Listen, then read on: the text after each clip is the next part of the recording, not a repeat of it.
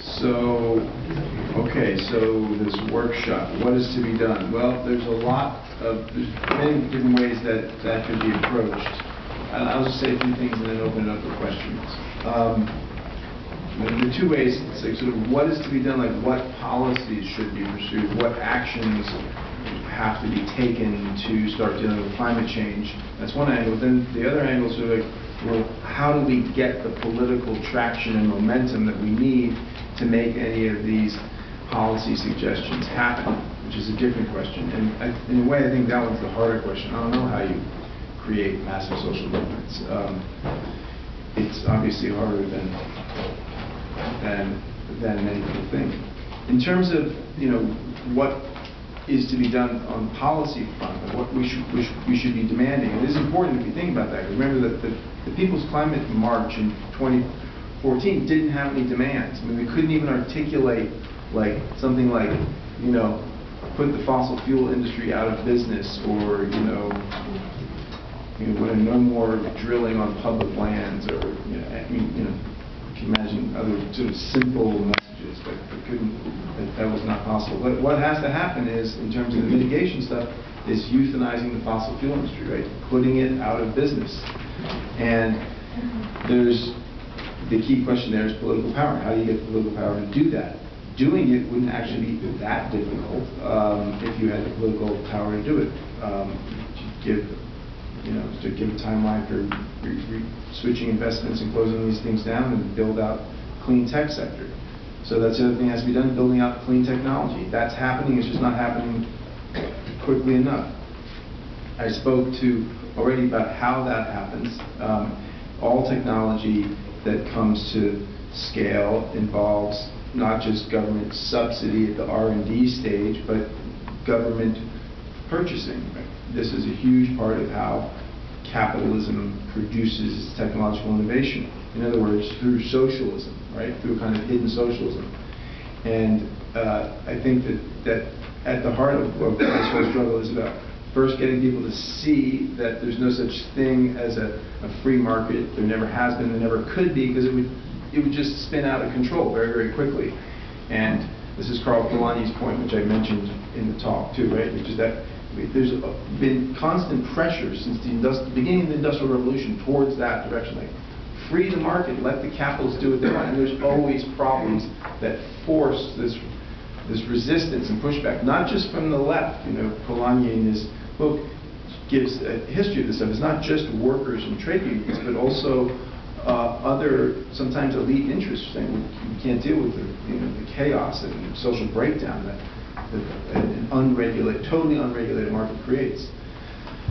So yeah, so there's government purchasing and planning for that has to be done, and direct subsidy. We can get into that in more detail later. Obviously, transforming agriculture is very important because huge emissions come from agriculture. One large source is nitrous oxide, nitrogen-based fertilizer, and the nitrogen is taken up in the atmosphere and becomes nitrous oxide, CO2, NO2, which is laughing gas, which is a very, very powerful, short-lived carbon greenhouse gas.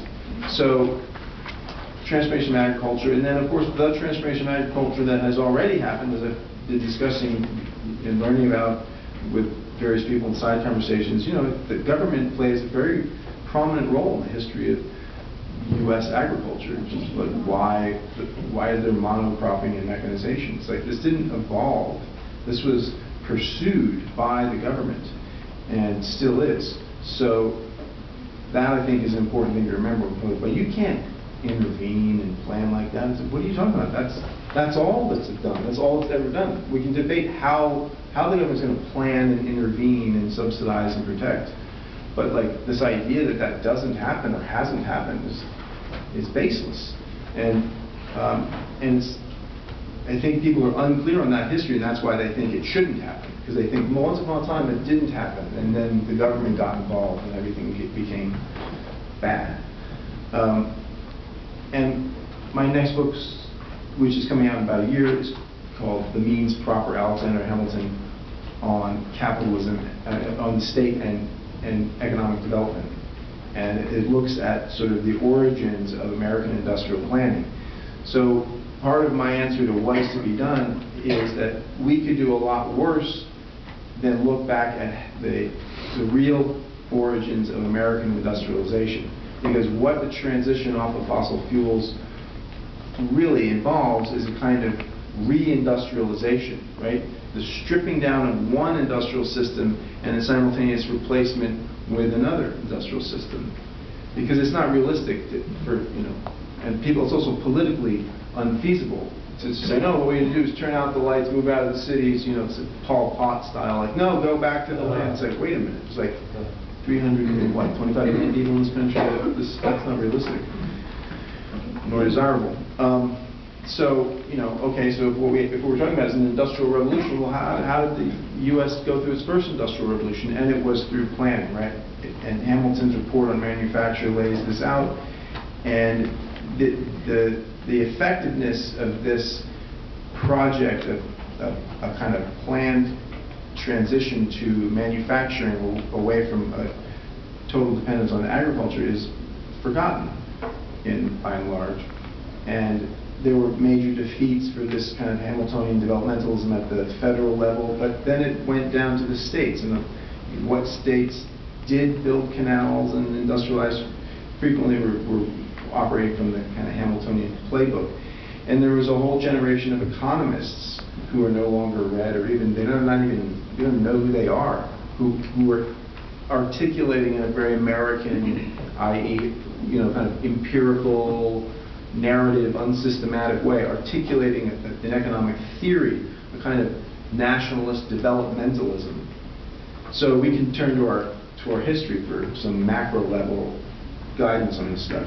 But back to sort of like what kind of things we need to do. So there needs to be agricultural transformation. And some of that's happening, right? There's increased no-till plowing, like using punctures and all that sort of stuff. And that happens because the federal government made it a priority and offered incentives for farmers to do that.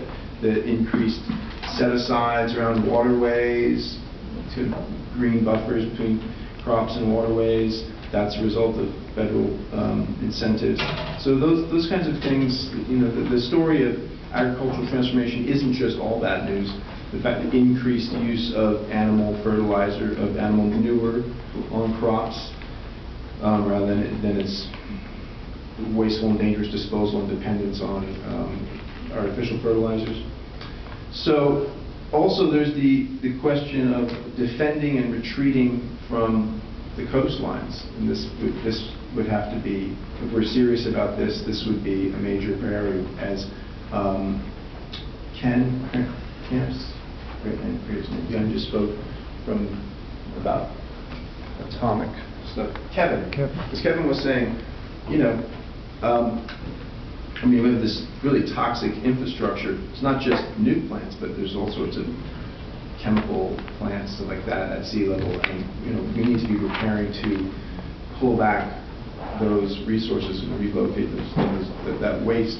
And part of what the discussion should be about is not only what will a rising sea do to the land, but what will a toxic landscape do to a rising sea.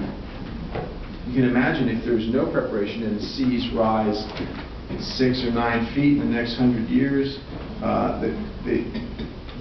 the horrible things that would happen to fisheries and coastal environments, which are already under tremendous stress, and acidification, ocean acidification is already a major problem. Not a major problem, it's already a problem. The ocean has absorbed not only lots of heat, but lots of carbon dioxide, and its acidity has increased on average, I think it's something like almost like over 25% in the last 100, 150 years. And this is occasionally, like when there's upwelling, most of this acidic CO2-rich water is in the cold, deep areas. And when there are upwelling events, it can interrupt the formation of shells in oyster farms and other kinds of shellfish farming. And so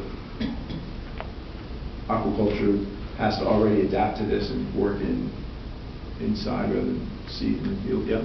you've got also an equivalent problem within the landed area with river floodplains, which are often heavily populated in old industrial sites, subject to similar inundations. Yep. We're seeing right now in North Carolina. Yep. Right. There's 2 nuke plants that are threatened by flooding in the Carolinas, and who knows what what other facilities, like the hog waste and the coal ash. And so there's that, and I mean, this could put lots of people to work, right? This could be like the basis for a really positive transformation of the economy, and towards a more equitable, fairer economy.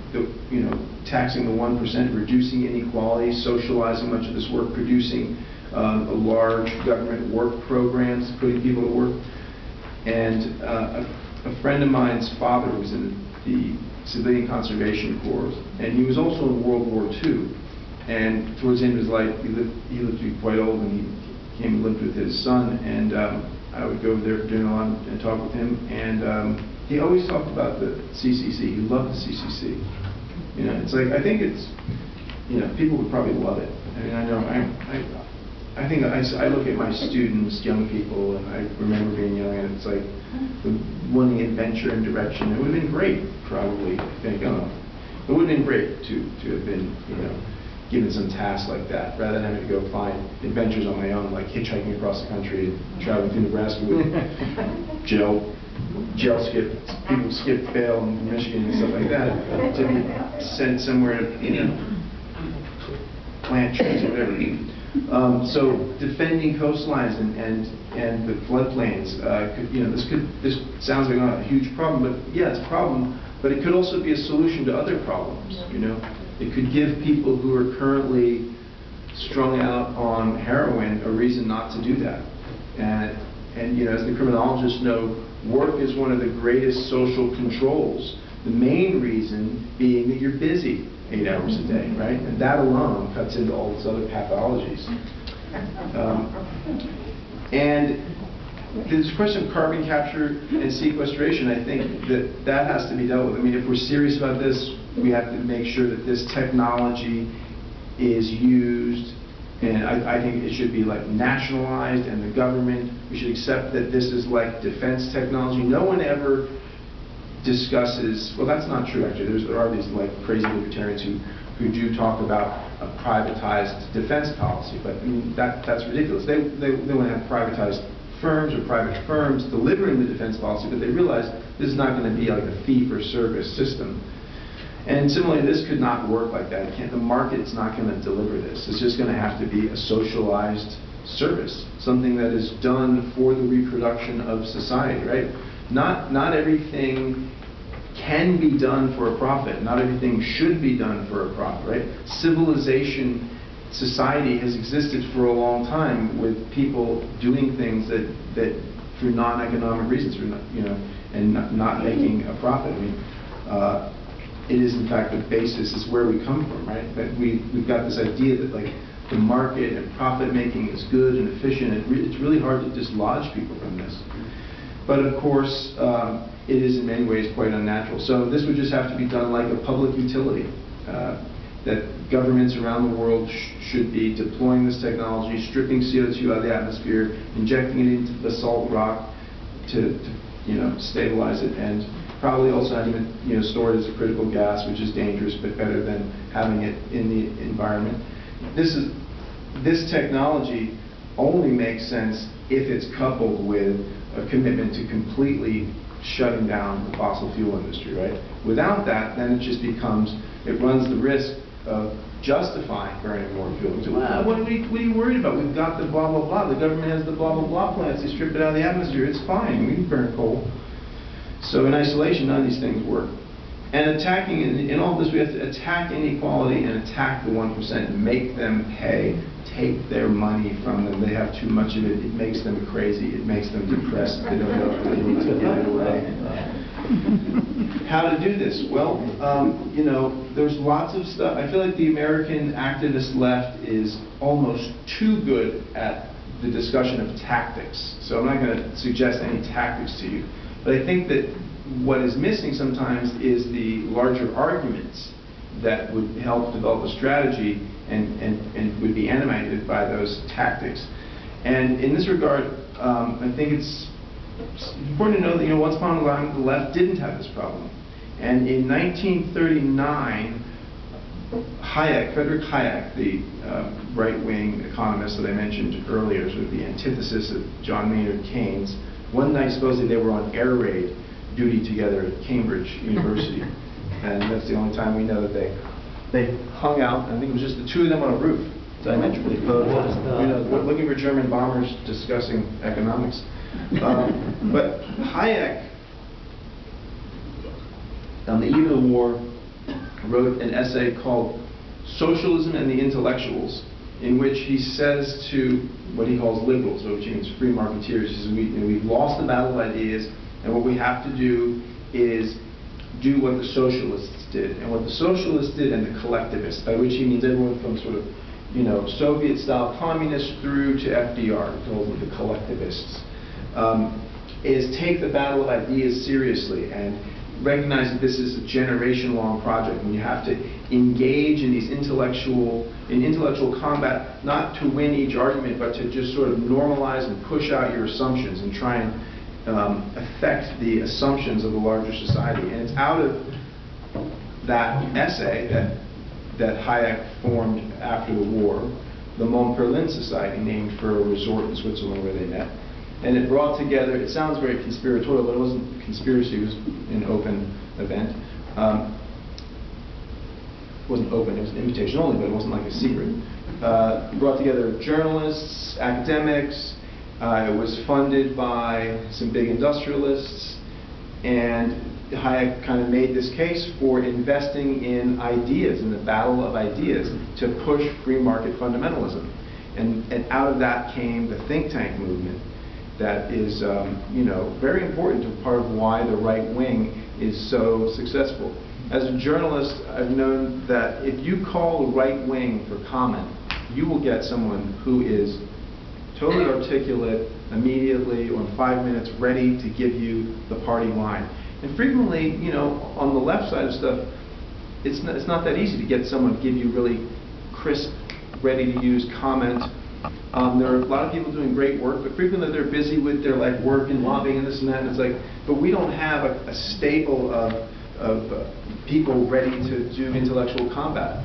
And this is also part of how they stack the judiciary, right? They have been investing in business schools. They've taken over economics. So one thing that the Montpellier Society was committed to was basically taking over the discipline of economics, which they did. It's in my opinion, horrible discipline by and large.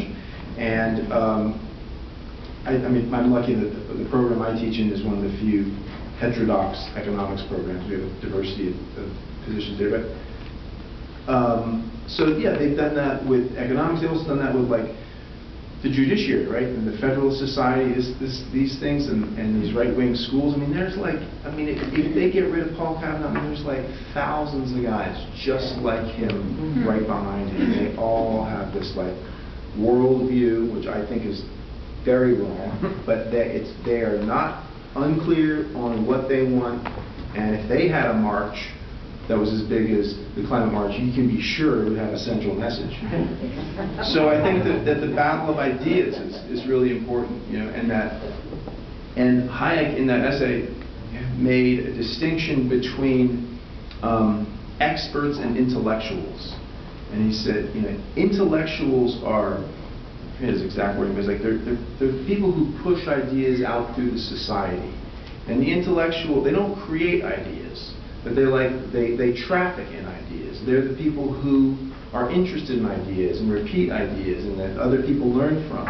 And so someone might be an expert in their day job, but in their private life, they're just an intellectual, right? An intellectual is a person who, right, they read and they comment and they think about this, the chattering classes. And he said that group is really important and we need to target them.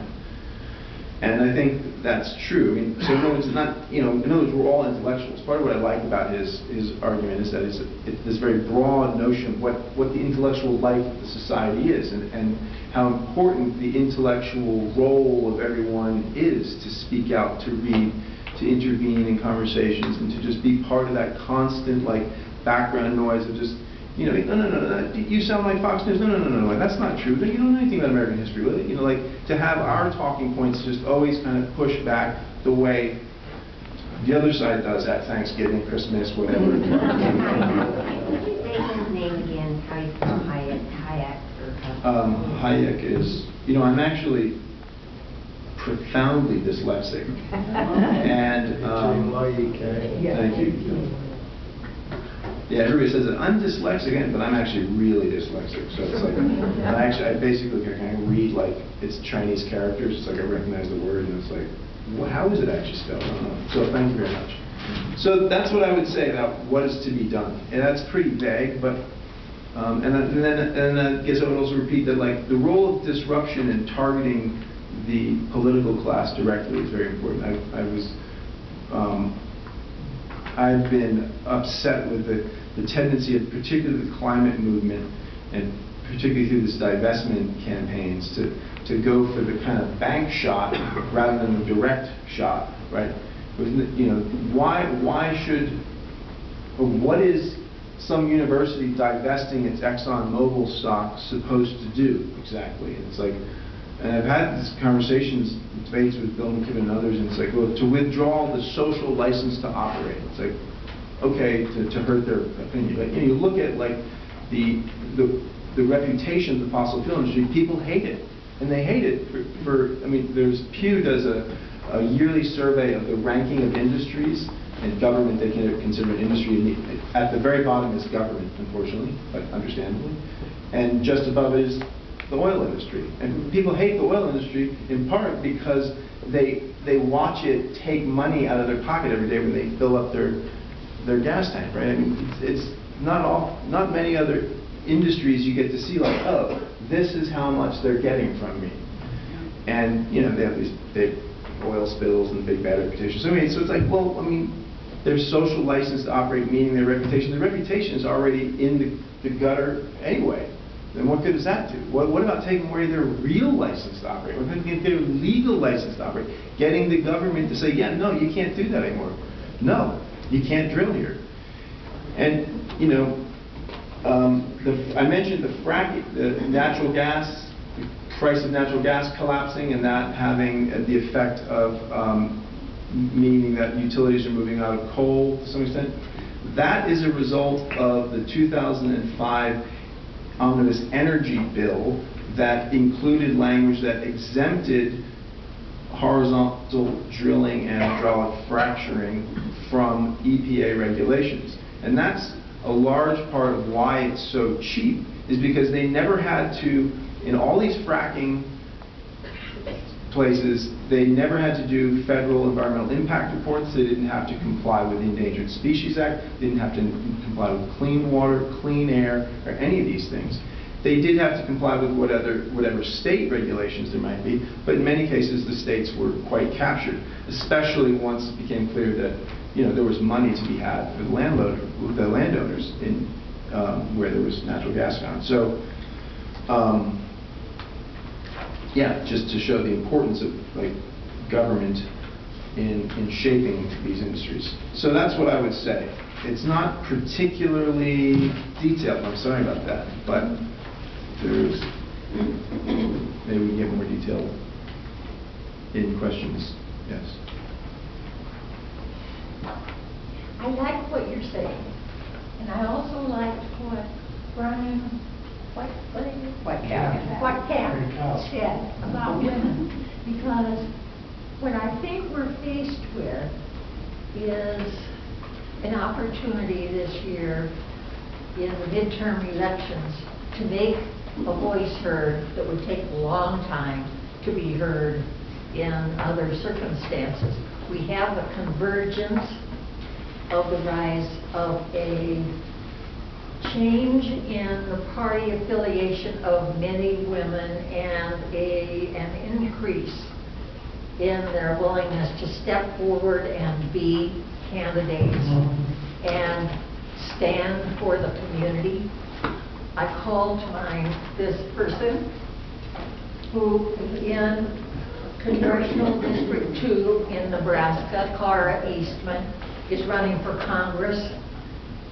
We have an incumbent who represents the military. He's a brigadier general. His name is Don Bacon.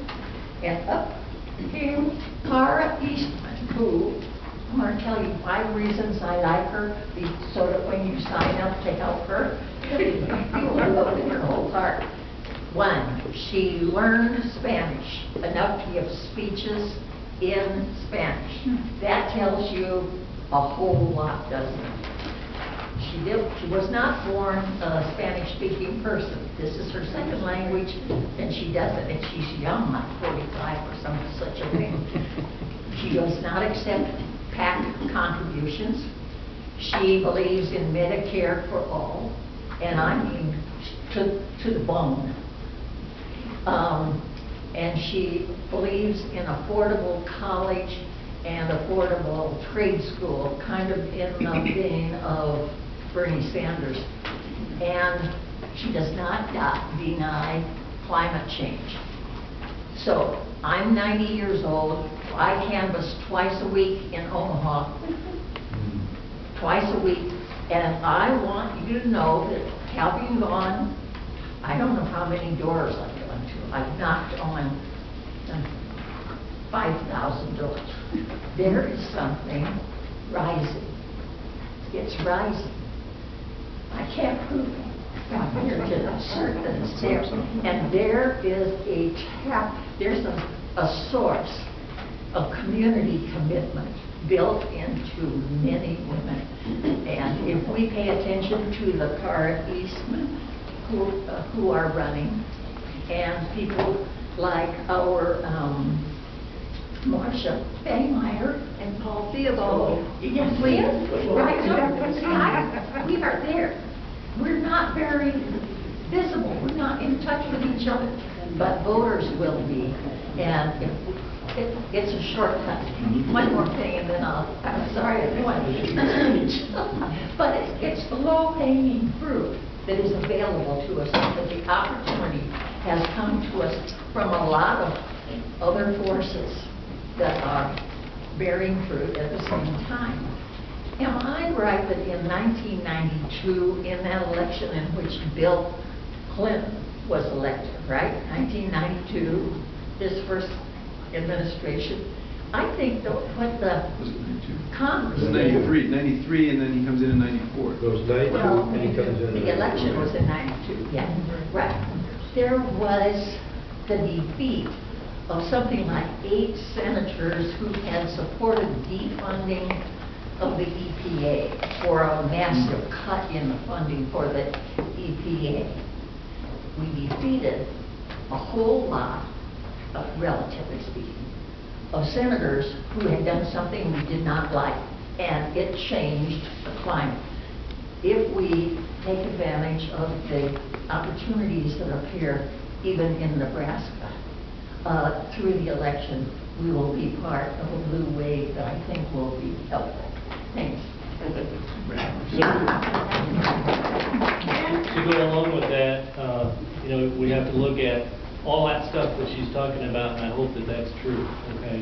But we need to look at the down ticket, okay? Because there's lots of people stepping up. And I'm thinking of a lady by the name of Krista Yoko that is running around the Lincoln area for the Public Service Commission. And the reason that she's running, or part of her platform, is to oppose the KXL pipeline, which is a near and dear subject to a lot of us. And so it's important that we recognize those things as you illustrated over there, ma'am. Thank you so much. And get behind those things and talk about it publicly. Absolutely. And this is also, this is something that the right wing did, right? They started with dog catcher, and they took infiltrated government, worked their way up, and the left didn't. Yes. So, could you give me some guidance? Who do you perceive at the national level as being very informed on issues surrounding climate change, who might take the lead at some point in some kind of meaningful. You mean in the political class? Or? Yeah, and what should we look for in a good bill if something were to emerge over the next 4 or 5 years? Well, I don't know who Ryan might know. Like, could you give your eye on sort of like we're talking about politically? Nebraska? No, Sanders is pretty good. We've got some new socialist folks running that might make it up there.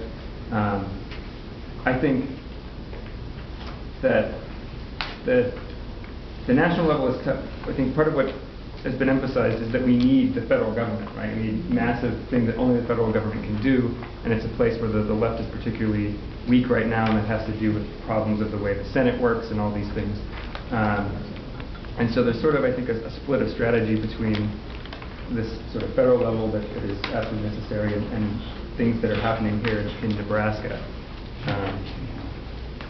And, Don Bacon, who Carr is running against, folks like Mark with the Citizens Climate Lobby managed to pressure him into promising to join the Citizens Climate Lobby, and that was good, but, all but 4 of the members of the Republicans in the Citizens Climate Lobby voted for a resolution in the House saying that they'll never support a carbon tax. And I think Bacon was one of them, right? So there's Of course, there's a backstory to that, where the Republicans have been putting forth this resolution year after year after year. The first year, they had way over 100 co-sponsors of that resolution. The next year, they had about 80. The next year, 40. This year, I think they had 25 or so. So the strong support that they used to be able to pull by getting co-sponsors of that resolution has gone. Right now, I think that the actual vote was just sort of window dressing, that the people that voted for that said, well, I have to vote for this because the top leaders in my party in Congress that control my life in Congress want me to vote for it. But when we get that bill introduced, which will be a bipartisan bill sponsored by probably 10 Republicans and 10 Democrats, you're going to have real debate on that issue. And so it's definitely a bipartisan issue that is going to be coming in front of the House of Representatives, I think, very soon. And that's where I see sort of the end game. Working on a pipeline at a time is great, but like Christian, I want to close down the fossil fuel industry, and the fastest way to do that is to tax them out of existence. And that's exactly what our Citizens Climate Plan lobby is working towards. I think, more importantly than like what would a good bill be is sort of like, well, what are the key principles, right? And what are the key, the big ideas? And it's like, euthanize the fossil fuel industry, build out the clean tech sector, increase the role of the state in doing all this to guide the private sector. And in terms of politicians also, a lot of them suddenly turn into great forward-thinking people when there's enough pressure.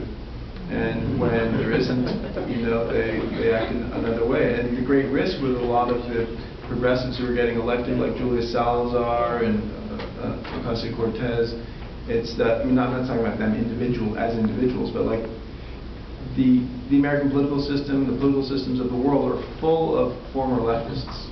The Bay Area is probably a great example of this. In the San Francisco Bay Area, where I used to live for many years, like everyone in politics was in some sort of communist splinter group once in a while time. It's like, it's sort of a joke, but sort of not. You'd be surprised. And they all drift to the right. They get in there, they get used to it, they like being, there to make decisions and, the perks of the job. And then if the movement goes away and the people aren't, holding them accountable, then it's like a matter of where you get the money to get reelected. And then their ideas start to change. Yeah, along those lines, I remember back in, I think it was, it must have been right after Obama got elected, there was a big power shift conference in D.C. that was a youth thing, and they had Obama's Secretary of the Interior, Ken Salazar, came out, and he promised this, I forget how many tens of thousands, a new civilian conservation corps. He said, we're going to have a new CCC. And they had a few jobs with that, but the main thing he did was opening up more coal, national coal reserves for extraction than ever before.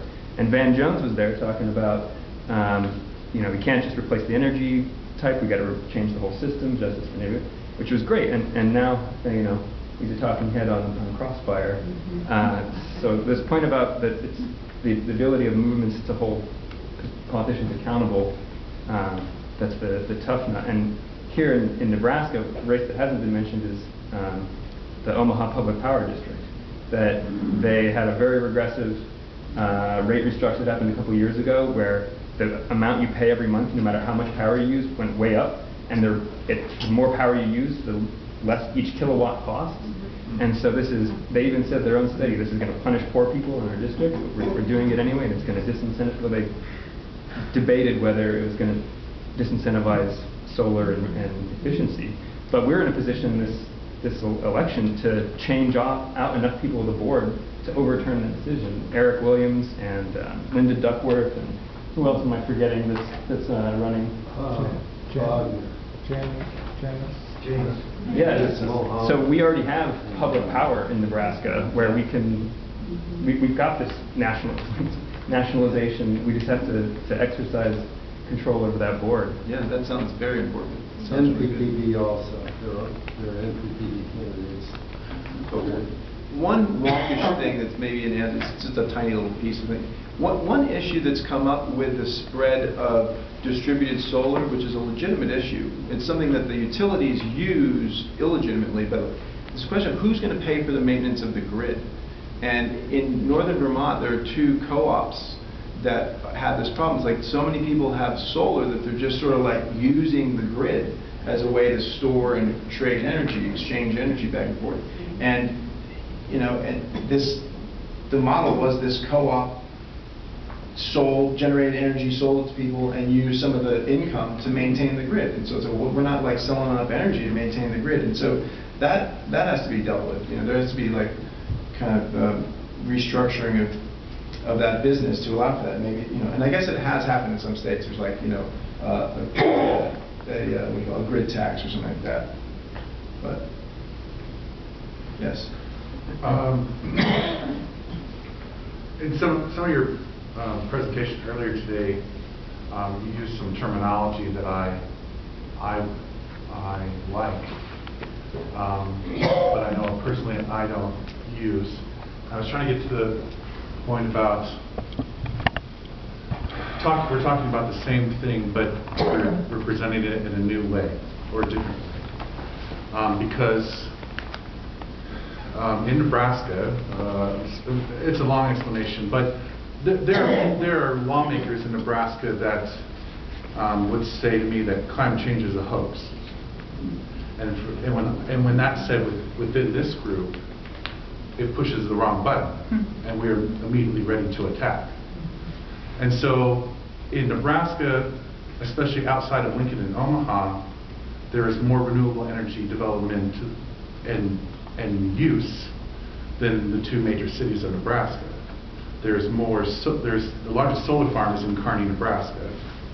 The largest solar production is in Custer County, which is far out west. These are rural counties. They listen to Fox News every day. It's in their truck right now.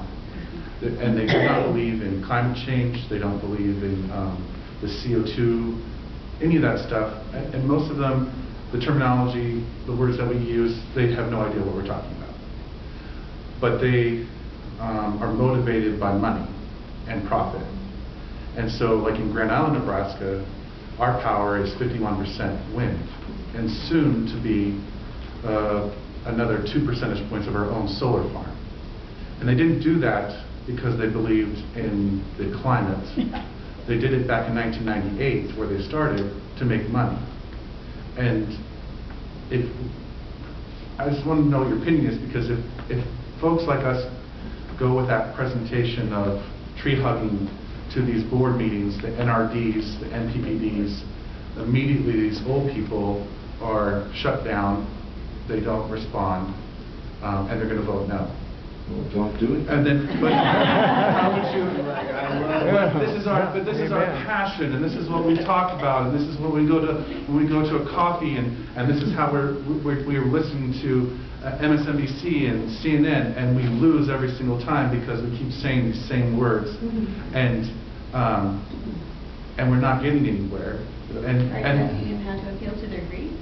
You gotta speak strategically, right? Right. Like, This is a strategy that I think that we could make even double the progress in Nebraska if we could change the terminologies that we are using and appeal to them. Like, there's more solar-powered water irrigation going on now than ever before, and that's thousands of gallons of diesel that they're not buying.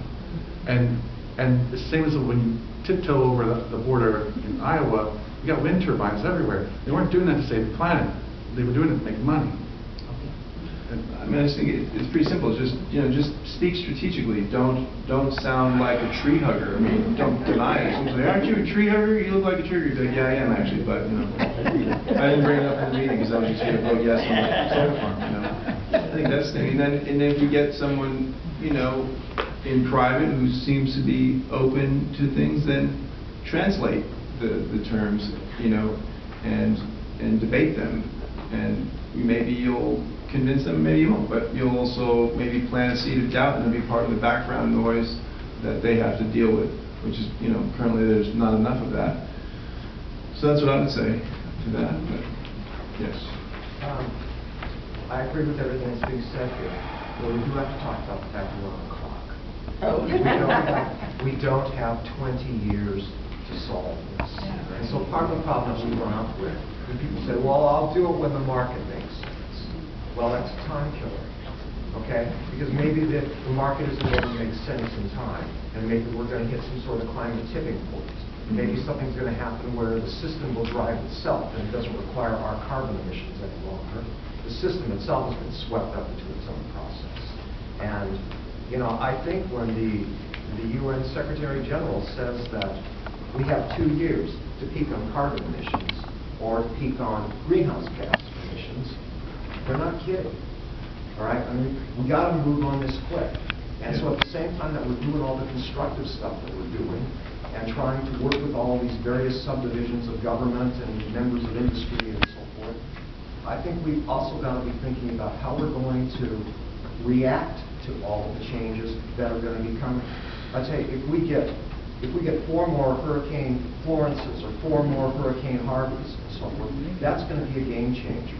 Not only in terms of policy, I mean, at some point we're going to say, you know what, we're not going to rebuild New Orleans again. You know what, we're going to let Miami go. All right? That's just going to happen. There's a great new book out called The Water Will Come, all right, by a contributing editor named Jeff Goodell, who writes for Rolling Stone, and he's written a number of books on environmental journalism and so forth. And, he's talking about what this new world is going to look like. And it's going to be uninhabitable along our coastlines. We're going to have people losing all their equity, the only homes that they have, their bank accounts. They're not going to have anything on their backs any longer. They're going to be on the move. Somewhere along the line, we've got to be thinking about what our message is going to be. A message for scenario A, a message for scenario B. We talk about what we're going to do, because in 10 years, we could be in an entirely different world. Yeah. I think disaster relief and disaster response is an area of this sort. And it's interesting how there's this weird thing that happens during these disasters, too, where the mainstream discourse goes away for a second. It's like people who volunteer and give their time are venerated as heroes. Everyone accepts that you should give things to people for free, right? It's the Fox News obsession with free stuff. And it's like, that's a slippery slope. It's like, okay, these people deserve housing and health care because their homes were wiped out by a hurricane. For how long do they deserve it? And it's like, where do we stop with this? It's like, I mean, it's a great opening. You're like, wait a minute, Are you trying to tell us that we do have mutual obligations to each other, that we do all live here together in this thing called society, and we're not just a bunch of individuals competing against each other in a market? It's like, that's not what I normally hear. But during disasters, it's like, celebrate. The Cajun Navy went out there and did this. Like, why are the Cajun Navy charging people to rescue them? Like, what's wrong with that? You know, they're out of step with like what our civilizational values are. So it's like, I think there could be interesting openings that develop more and more through these crises. And you're absolutely right. Once there's 4 or 5 of these, I think it's also going to be a lot harder for people to deny that climate change is a real thing. Could you talk more about turning carbon dioxide into rock? That was the most hopeful thing I've heard in a long time. So it involves injecting CO2 gas into water with some sulfur hydrogen, some sort of sulfur hydroxide, I forget what it was, some sort of catalyst thing. It's not particularly expensive. And then drilling the holes into basalt rock formations. Basalt rock is a very common form of rock. Most of it's underwater, under the sea though. So if this were to really scale up a lot, it would probably happen out in the ocean. But you redeploy oil drilling technology. And what happens is they knew that this happened. This is called weatherization. So CO2 naturally comes down out of the atmosphere in water, and it'll affix to rocks. It'll leave the water. And different rocks will kind of grab the CO2 at different rates. And there's several places, particularly in Oman, the country of Oman, where there are types of rock that grab CO2 very, very quickly. There are pools, you can look this up, the New York Times had an article about this. These rocks, there are like pools of water where there's like a kind of glassy layer of essentially like a kind of limestone over it. And if you break it, it's like ice. If you break it within several days, it will reform. So scientists were aware of this, but they thought it would take a really long time. And it took less than 2 years, and it doesn't require artificial heat. You know, it's not like you also have to like be pumping heat down into it, and so it's pretty expensive. But you know, everything is pretty expensive to begin with, right? Flying, you know. I mean, so that's the situation, and it would require lots and lots of investment. And the main benefit of it is just that there's not going to be a leakage of CO2. Yes. Yeah, and so what I would suggest is that, you know, do we really want to sort of come up with these solutions and be hopeful for that just so that Warren Buffett can continue to be a trillionaire? Is that what we want? I mean, we also have to have a sense of what is the world going to look like in the way of production, in the way of resource distribution and sharing. I think we do need to get together and have multiple dialogues about what do we want out there, you know, in 20, 30, 40, 100 years. What kind of a culture is there going to be, and how do we get there? Well, one of the things that, well, you're sort of the namesake of your talk, the V.I. Lenin, you know, said is that revolutions happen. He did not say you're going to go out and start a revolution. That's not going to happen, ever. Revolutions happen as a way of societies of sort of dealing with horrible contradictions of resources, of wealth, of poverty, of have-nots, of militarism, or whatever. And then finally, something happened. Now, it's preceded by a lot of things. It's preceded by insurrections. It's preceded by pre-revolutionary conditions and whatever. And the revolutionaries one who kind of understood something about that, which is useful. So I think one of the things we have to understand, if in fact Tim is right, which I think he is we're entering some really difficult periods. The climate issue could create very intense contradictions in which insurrections begin to happen just because people have to be able to do something in their condition. And these lead eventually perhaps to revolution, but revolution means you have to get rid of that dominant class. You have to get rid of them, the ones that are ruling everything right now. They've built these huge, storage pits for money. And that has to stop. And we have to have a dialogue about private property and what that means and how it deprives people. But one of the things that Lenin said, I'm almost done here. One of the things that Lenin said that was so useful, he said, for decades nothing happened. And then in weeks, decades happen. But the reason is that people are ready. They've been thinking about it. They've been strategizing. They've been building networks. I think that's one of the things happening now. because we're building networks like crazy. And that's really good. And we just need to be ready, because if things begin to tip, we need to be able to take action and move toward a humane world. Because there will be many forces that would like to go back to the 13th century. You know? So that's why I say I'm a proud revolutionary. Not that I'm going to go out and start one, but I'd like to be ready. And I've been working for a long time to be ready, and I encourage everyone to. Well said, well said. And part of that preparation is ideas, right? In moments of crises, when the old systems collapse, what ideas will people pick up and work with? Will they pick up this "Make America Great Again" xenophobia, or will they pick up the, like, you know, we can't afford the 1% anymore, you know? And I mean, that's part of what we're fighting for now, I think, in all these elections too, is it's like this public education is going on. I mean, we saw that